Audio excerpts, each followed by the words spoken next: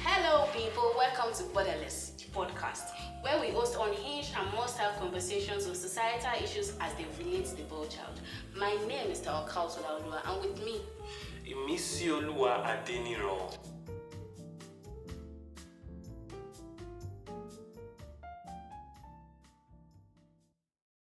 On today's episode of Borderless, the podcast, we're going to be discussing an important and very salient issue.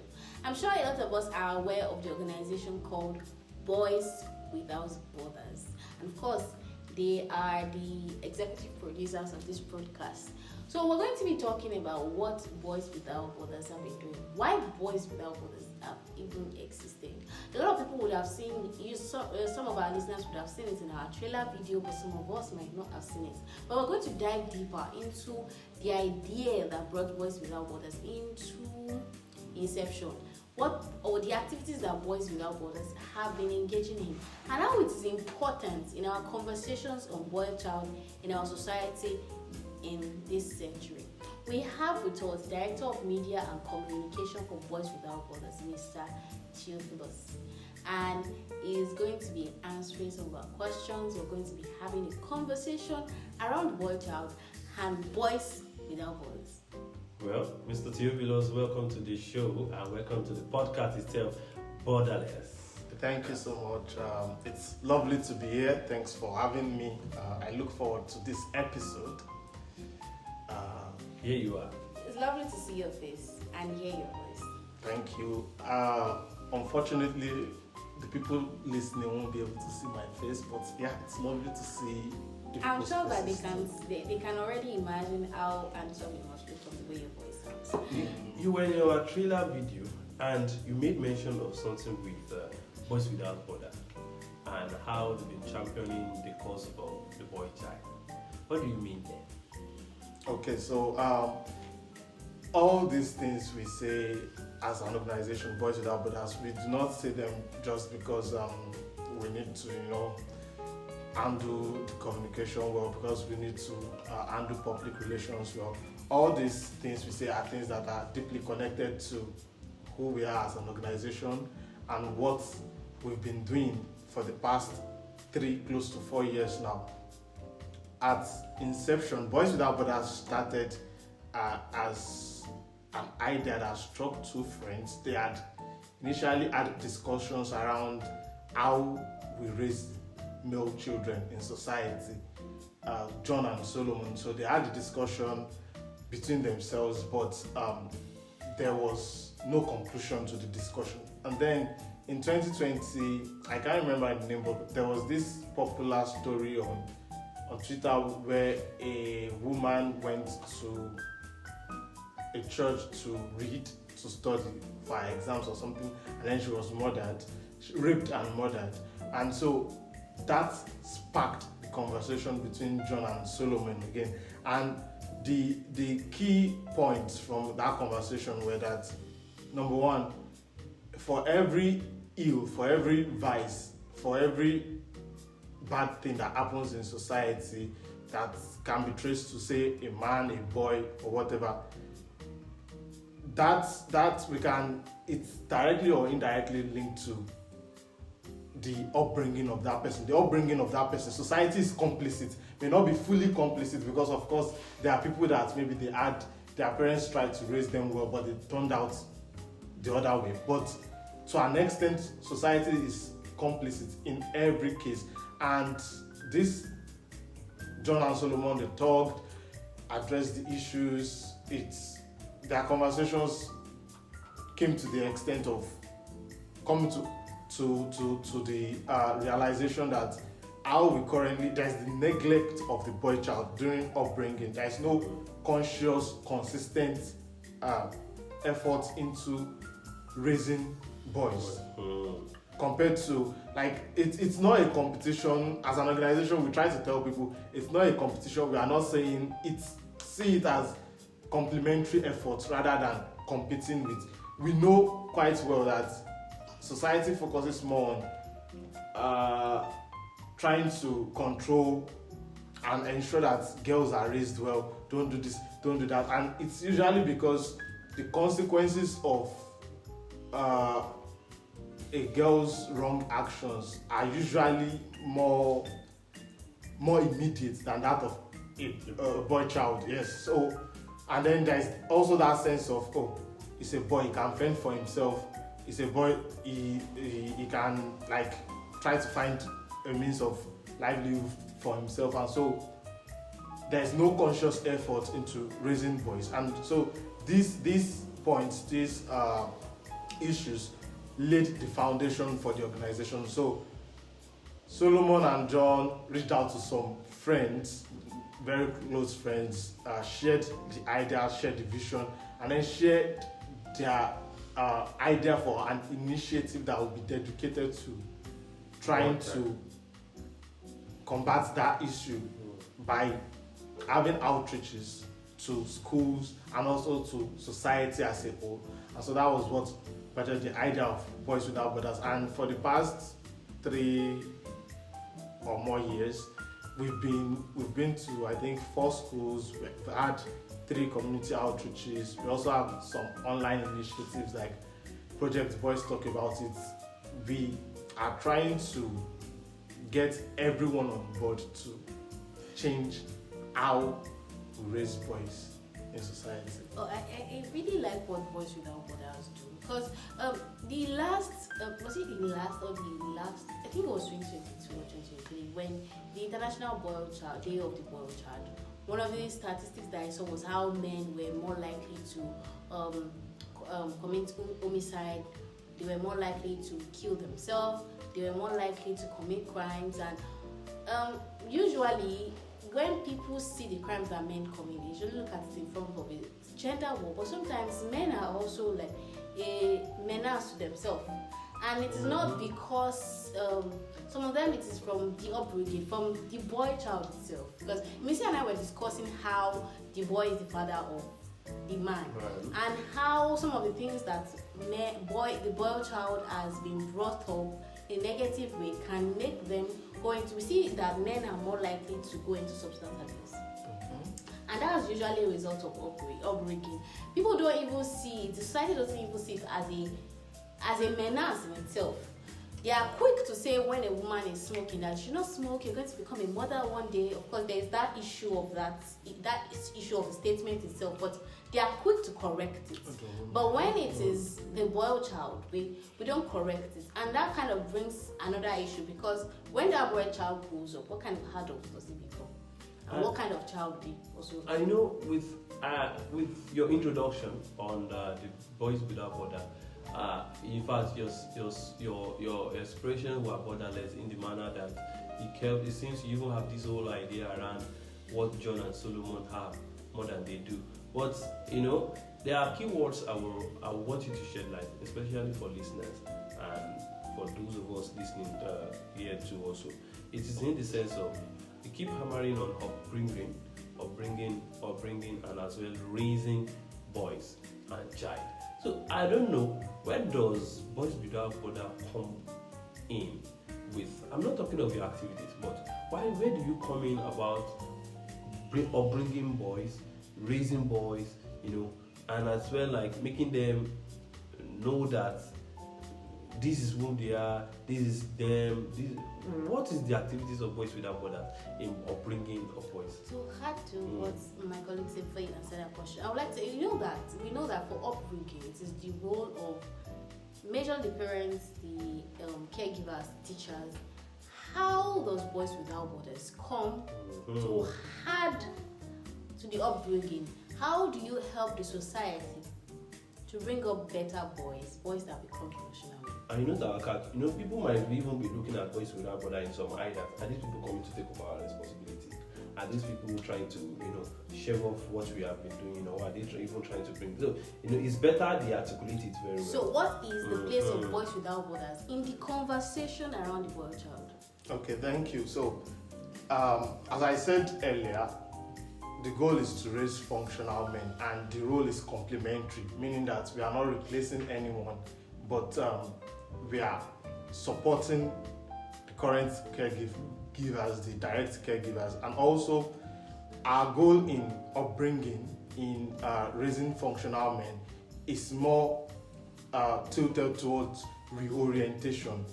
So there's a way it is currently being done. There is the neglect presently, and so we are trying to change those things. And how are we trying to do that? Number one is through school outreaches. Every year we go for school outreaches. We have our content guidelines. It's also accessible on the website. So there are a range of topics in the content guidelines. Topics like respect for the female gender, topics like substance abuse, like you mentioned earlier, topics like peer pressure, topics like career choice. So, we have those topics that, coming from the lens of people that have either grown up as being boys and are now men, or people that grew up as maybe sisters or siblings to boys, and then we all went through that stage. In the family is like the smallest unit of society. Yes. So either as a sibling or as a boy yourself, you went through that stage. Yes. So there are perspectives, there are things we felt we should have known at some ages that we didn't. No one brought those things to us. There were topics that some people, parents, teachers, guardians, hid from discussing with us. So all those topics are the things we have in the content guidelines. And through the school outreach, we try to share these topics with these boys, try to shape their understanding of things. And as someone that of the 4 school outreaches I think I've participated in two, and interacting with these boys one-on-one, sharing these topics, you would be shocked at, I understand that people might tend to think of how impactful could, say, a one-day outreach be. Yes, that's I'm wondering already. That's possible to ask, but then it takes going to the field to actually know how impactful. You'll be shocked that many of these boys we speak to have no idea, or perhaps have never heard of any of these things we talk to them about. And it shows in, number one, how they listen. Number two, how they engage us. Number three, the questions they ask us.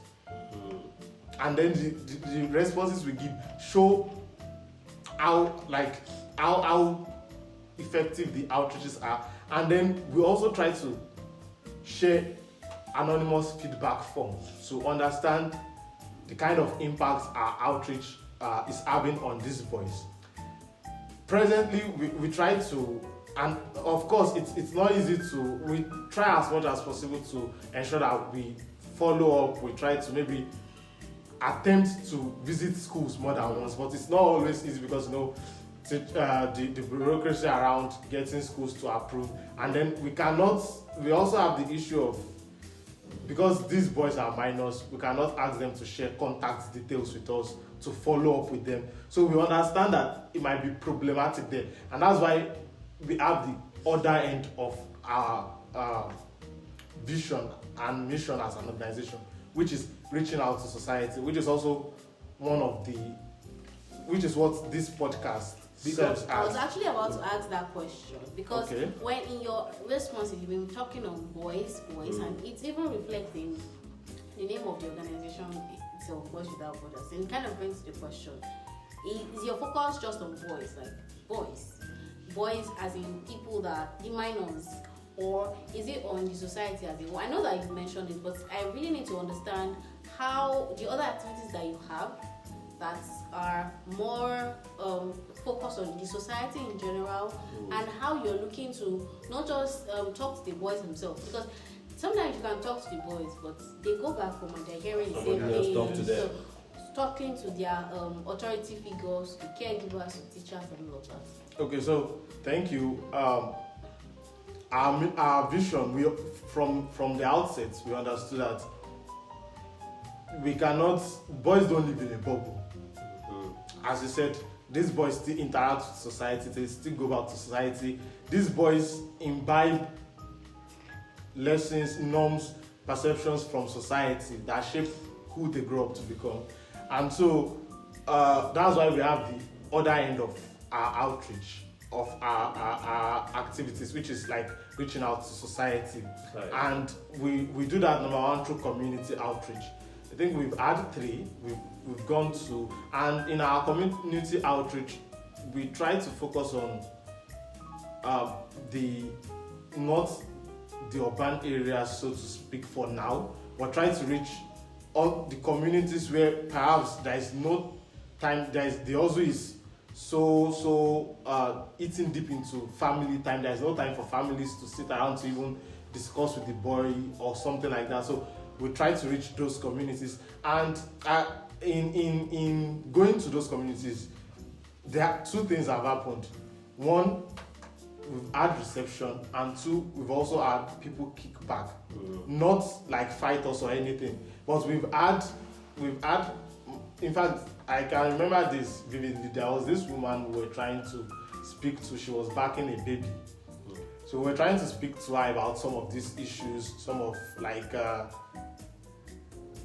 taking house-based responsibility away from male children, how to raise male children, and then our notions of how those things should be were starkly different from what we were saying to her. So she was visibly irritated and just wanted to leave. And so in cases like that, we understand that it's not something that we can magically change in one night. But what we believe is it's better to put in the effort and try to like reach 10 people than not reach anybody at all. So we are taking it a step at a time, but we know we will get there one day. And also one of the initiatives we have for society as a whole is like Project Boys Talk About It. And this is a project to raise awareness and about male sexual abuse, the reality of male sexual abuse. So this project spotlights the stories of boys and men, right? But then it's targeted at society because presently there's the general notion that boys can't get raped, men can't get raped. And so we are trying to change that notion with that project. Another example is this kind of podcast. There will be several topics related to the boy child that we'll be discussing. Let me come in there. Okay. And borderless. I will still be hitting on it because this is borderless because everything flows into one another, because it's like an egg yolk situation.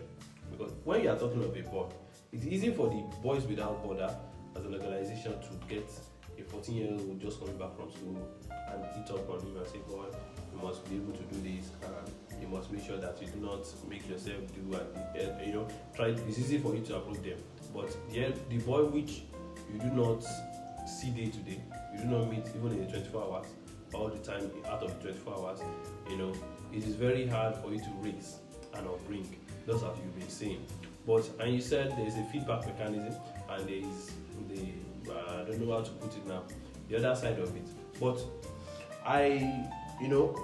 Tawakalt, if you could remember, we're trying to eat around how Boys Without Borders is an organization itself which is championing this idea of boy child. And we can have children as many as possible. But the idea of reality, this ideal sense that is existing both in our heads and on paper, how does Boys Without Border incorporate the reality of a typical man as old as 50 years old, who has his twin, who has his boy, who has the young boy in his custody, and constantly beat him, easily beats him. It does not maltreat him, but you easily beat him in the sense that I'm disciplining him and giving him sense. You must be able to stand as a man. You don't beat you and you start crying all around the society and people will wonder who beat you, my daddy, and make him muffled cry into himself. This reality exists in parlors, in rooms and dorms. And what's the penetration point of Boys Without Border to the reality of the society? just now when you talked about how parenting, I really think that we should have like another discussion on parenting practices and how they influence the grooming of the boy child in totality. But to add to what Messi was saying about how the father is trying to train the child, and he is of course a man and not a boy child, but the activities of Boys Without Borders is focusing on the child. You're doing outreaches, you're doing awareness programs in schools. How do you get through to fathers? Or what message would you even say to a parent? Doesn't necessarily have to be a father, a mother, or a father, or a guardian. Basically, anyone that is surrounded by a boy child. What are your messages to them? What would you advise such person when it comes to relating with the boy child? That brings me to the question. How should we relate to the boy child? Okay, so in that sense, this podcast, the community outreach, are ways we reach parents like that. And so she mentioned already having topics around common issues that happen in society, in the family. So fathers like that, the best thing we still do is try to reach them through our community outreach, through the podcasts, through our online campaigns, and the messages. Now we have this belief that the messages, we have this belief that it's more about the impact and how well the message can go than whether maybe we've spread to 15 countries in 5 years. So we understand that it might take us 5 years to touch the better part of Ibadan and Oyo State, and we are content with that if we know that what we are doing is having an impact. So, and that connects with our belief that the message does not stop once it is shared. And that's the concept of sharing the message over and over again. Sharing the message over and over again, because that's how people change their norms, their beliefs. When you hit on the spot. Yes, like people do not. If you check religious organizations, you'll see that, religious books have been the same for maybe centuries and so you are reading the same chapters, you are reading the same verses, and then you are hammering the same message, but maybe approaching from different angles. So that is the mission here too. And one thing is, we have noticed common issues. So we approach our community outreach via the lens of common issues such as neglect and abandonment, common issues such as the societal pressure on the boy child. You are a boy, start fending for the family from age 5 or things like that. Common issues such as man up, like the turning boys into rigid men. I'm not saying we tell people to cry, but what we tell people is be human, be yourself. Do not succumb to pressures that we say, even if this is what you are feeling, show this instead, so that people will think you are this. So those messages are what, and also the concept of, while we understand that there are physiological and psychological differences between each type of child, no two children will be the same.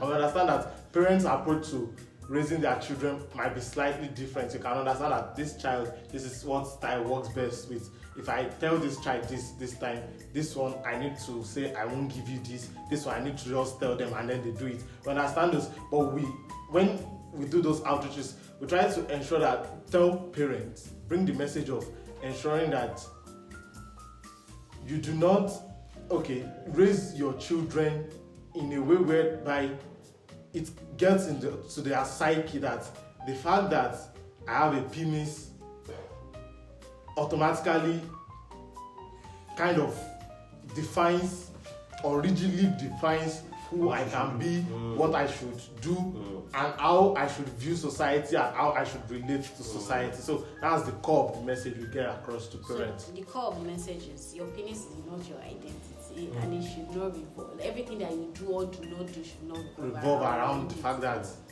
I'm like this and I have this. Interesting. You know, the way you are talking, I'm very sure listeners also should be having this idea of BWB, which is Boys Without Border. They are borderless in nature, in the sense they are as big as everything you were talking about, because I look at the complication of the issues and how you are already having plans in place in handling them. The reality is big. We have issues permeating the young boy, issues whereby you see a typical young boy going from home to school, and within that space of home to school, he has a lot to achieve. Make sure that he takes care of himself, even as mommy is not there. He makes sure that if he see a bus, he can hop on without fare. He can easily hop on that bus. If he sees that he can actually do one or small trade on his own. So I'm feeling as if Boys Without Border is a whole lot of a big deal to handle the big deal we are dealing with in the society. And I don't know how. Okay, maybe I shouldn't go penetrate into the organization structure, but I'm looking at how the capability or capacity of Boys Without Border is, and their readiness in doing this stuff with the issue, because these are emanating issues. They are not the ones that it's not just a Nigerian issue, it's a global issue. Okay, yes, quite all right. And still goes back to what I said earlier, that it's a complementary role. Number one is we are not just the boy child. We are not the only boy child advocacy group in the country. There are some others, and we are in collaboration, communication with a lot of them, the ones we know. And these organizations host events where they invite Boys Without Borders. We sensitization events. We also hold events like the International Day of the Boy Child, where we invite leaders from these other organizations too. And then there is that collaborative effort. You might, and I think, boy child advocacy is still in its earliest years, and so we are still building. Find the collaboration efforts might not be as solid as we would like them to be, but we are getting there. And also, yes, it's not only a Nigerian thing. And then there are organizations outside of Nigeria that may not necessarily be doing. Now, the scope, we've also noticed that the scope of operations differ. And there are some organizations that are focused on male sexual abuse alone. And then there are some organizations that are focused on empowerment for the boy child alone. So, but, our own angle as an holistic approach to it. But then we try to collaborate with all these organizations. We have some organizations outside of Nigeria. We are also looking to foster collaboration with, because it's not a weak thing. The vision is clearly bigger than, and that's how we've always operated from the outset. It's a vision bigger than even the founders. So yes, and that's how the structure of the organization is. That's how we've always operated. And so we also have campus networks, because it started from when we were students. So we have campus networks, and most of our outreaches are facilitated by our campus networks. Yeah, so the basic take home from all of the things that you discussed is that Boys Without Borders is an organization is unique because of the holistic approach to the condition of the boy child, and also the focus on collaborative efforts. It is not we can handle everything. It is let's come together to solve this. The goal is to impact society, to reshape how society raises boys. So, how do I reach out to you as a boy now, and I'm experiencing a lot? As a man, I'm experiencing a lot, and I know my childhood was shaken. And how do I make that boy I want to raise not experience that? And I need collaboration. we put out content. We have campaigns. We put out content on our social media. So on Twitter we are BWB_NG. On Instagram we are at Boys Without Borders NG. On TikTok, we are at Boys Without Borders NG, and on Facebook, we are Boys Without Borders Nigeria. You seem You to have be a ready to. website? Yes, we have a website, https www.boyswithoutbordersng.com. You are ready to capture the Gen Z. I see you on TikTok and X. Yes, we are. Well, this is Borderless, the podcast.